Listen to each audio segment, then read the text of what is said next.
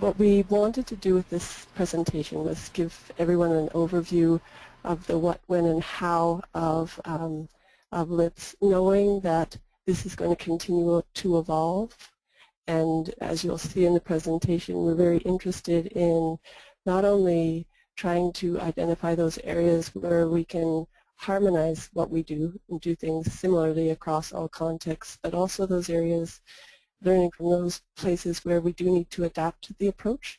Having said that, as you'll see, there are certain things that we do need to do consistently. This is a multi-site comparative study, and therefore we have to gather information similarly across the contexts.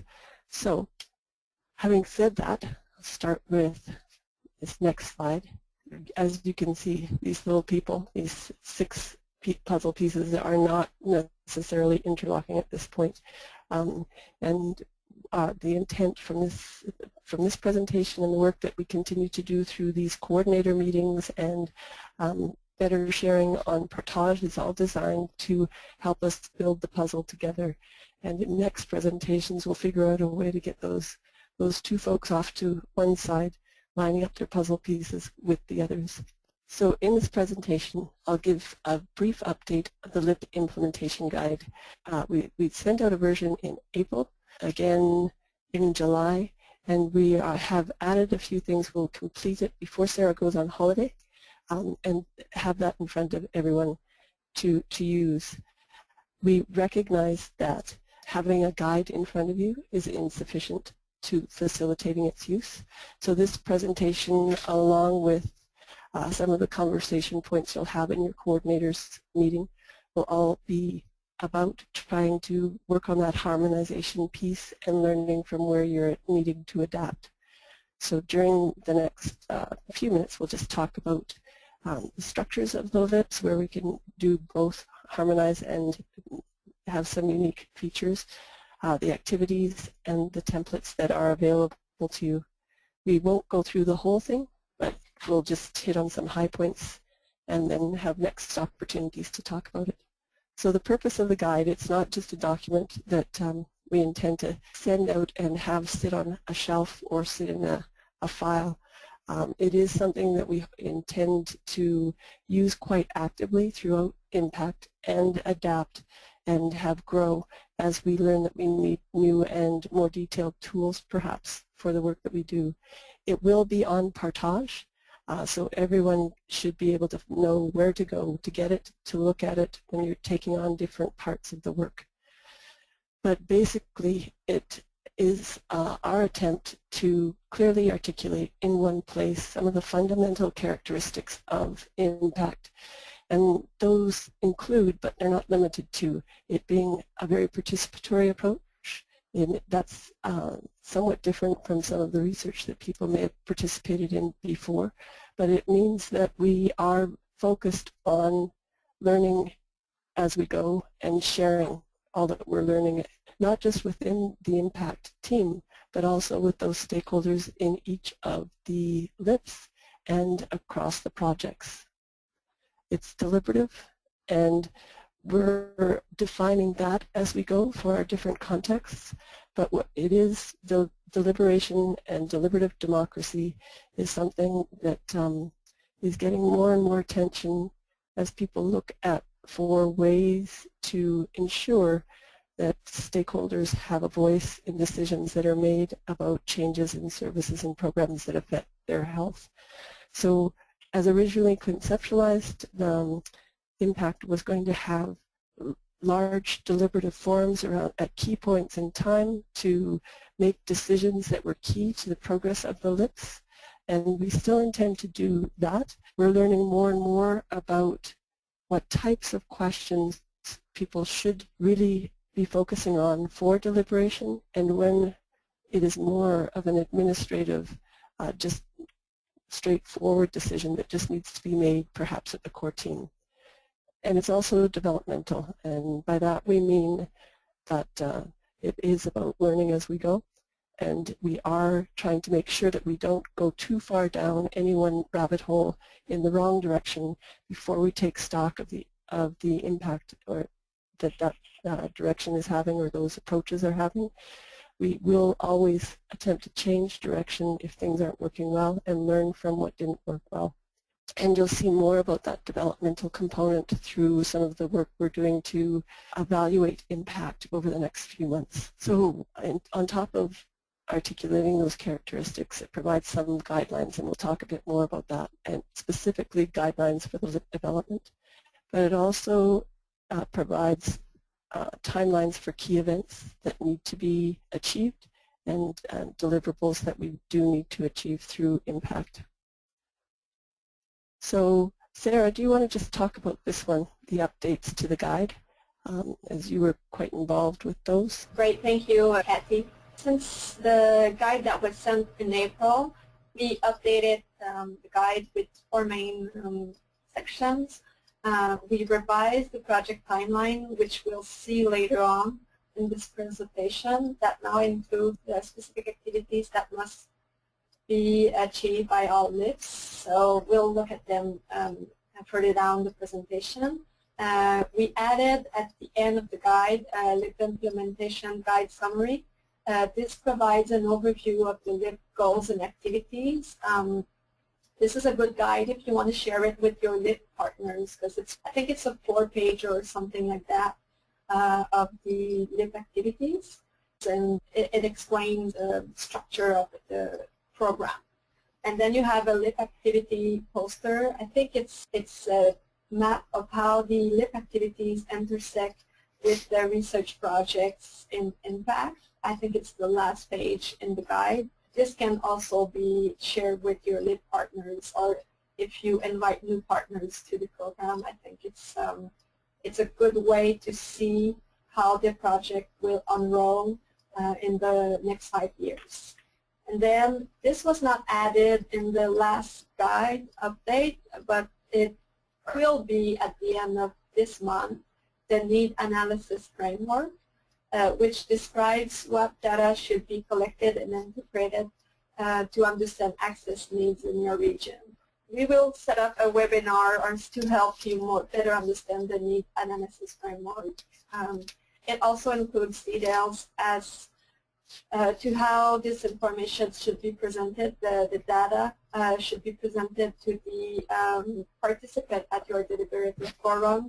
That might be coming up soon. This is about it for the LIP guide update. Harmonization versus adaptation. As you'll see in the LIP guide, there are some key milestones like holding deliberative forums that need to be met, but there will be variability in when those are held. Not dramatic variability, but some variability. The key thing is that when we do hold deliberative forums or a large-scale deliberative process, that we're ready for it, that we have the data and we've clearly articulated and framed deliberative questions that really focus on gathering diverse perspectives on an issue and coming to a decision about areas of focus potentially for the access-related need. And we can harmonize the processes, some of the processes that we use, and those that we'll talk about more specifically here are the ways that we capture data within each of the LIPs. So there is adaptation, though, in the way in which the LIPs are forming, not necessarily in the structures, but in the ways in which they're forming.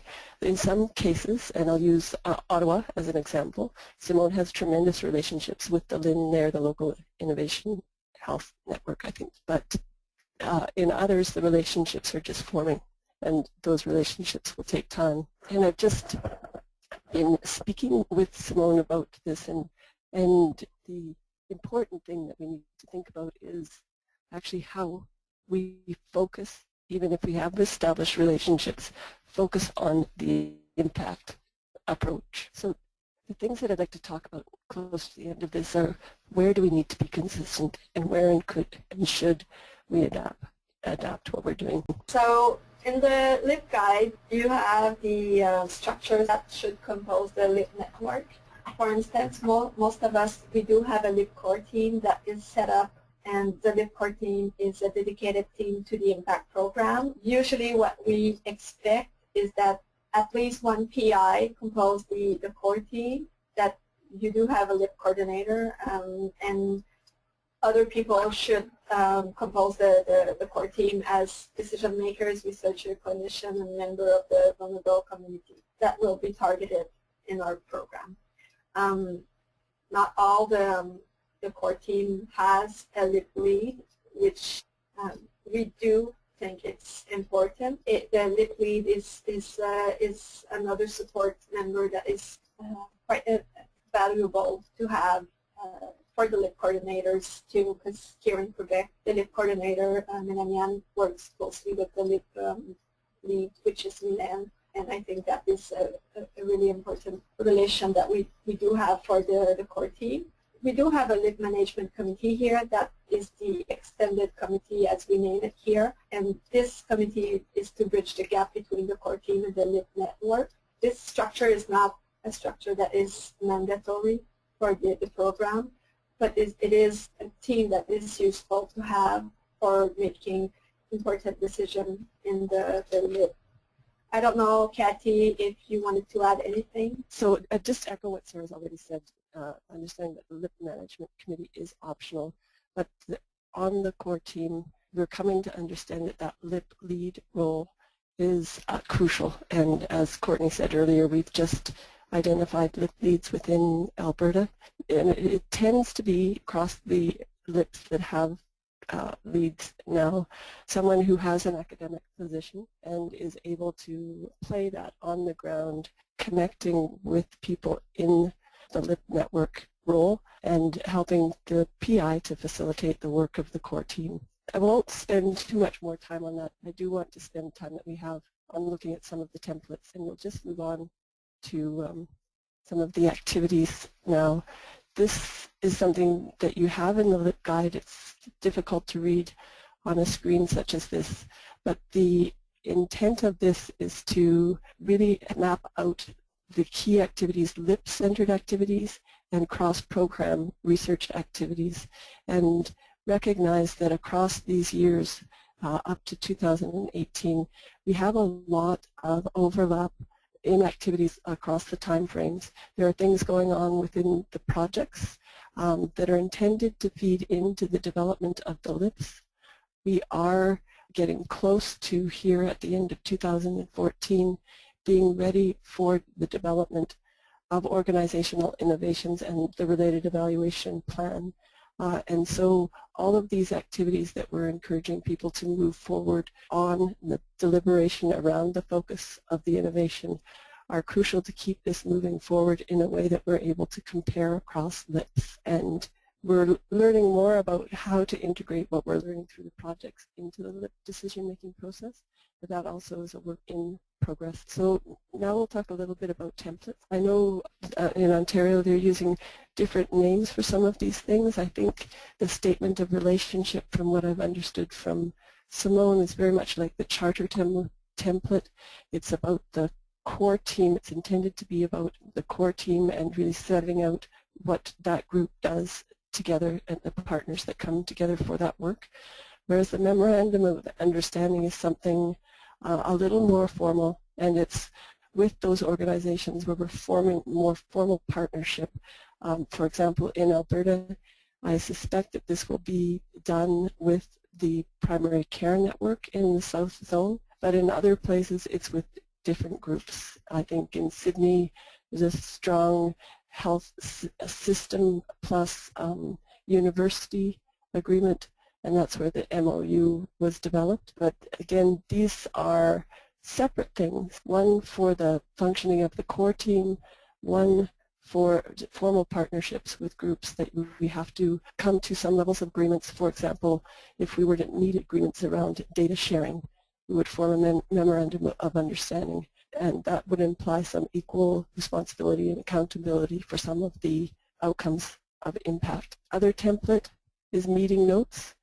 And this, I know that some of you have been using this and have found it quite valuable to track decisions that are made in the core team and in other meetings, and to flag the progress of the work that's being done. There is also in the guide a deliberative processes checklist. So when we come to doing the deliberative forums or other deliberative activities, this checklist people have found to be helpful in moving through it. And has emphasis on each of the core components of the deliberative process, and I draw specific attention to the first one, which is really spending time, thoughtful time, around framing the question for deliberation. So just to go back to our metaphor, we have only at this point clearly designed a few pieces. We'll continue to build the pieces of the puzzle and put them together as we go, but at this point we are valuing the input of all of you in terms of what works, what doesn't, where harmonization is working, where we need to be different.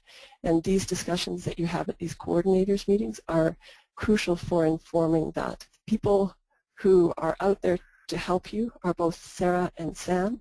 I think they're an amazing tag team, and when one is away, the other is there for you, even if they may be at a distance, as Samantha is for us in Australia. She and Sarah are very clearly working together to develop all of these processes, and their role is to really coordinate across Australia and Canada to make sure that activities are harmonized. And we will be having other short webinars related to the data framework and deliberative processes, and ask for your suggestions about what other webinars might be of value to you. Also, consistently across presentations done on behalf of Impact, we need to acknowledge our partners and funders. So, questions or comments? Thank you. I hope this has been helpful. The intent, again, is to make sure that we're harmonizing as much as possible across so we can compare and we can look at where we can better support people as they go forward and learn from what's happening on the ground.